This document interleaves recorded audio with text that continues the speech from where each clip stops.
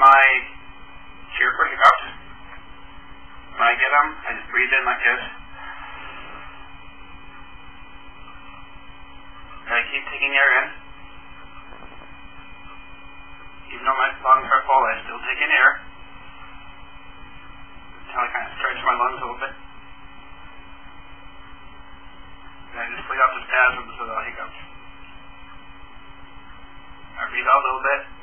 If I think they're going to come back, I do it again.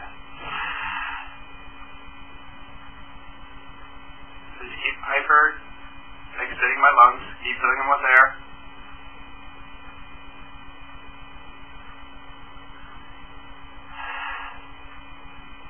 And I just play off the spasms. If you fill your lungs with air so much, you can't hiccup because you got too much lungs in your air anyway. So just keep lungs in your air and you just keep stretching your lungs. And just keep doing that. You might have to do it a few times. You might have to do it a few times till you get the hang of it. That's what I do. And it seems to work.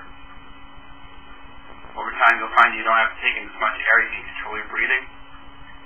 The whole point is to control your diaphragm. So if you just feel that they're coming on,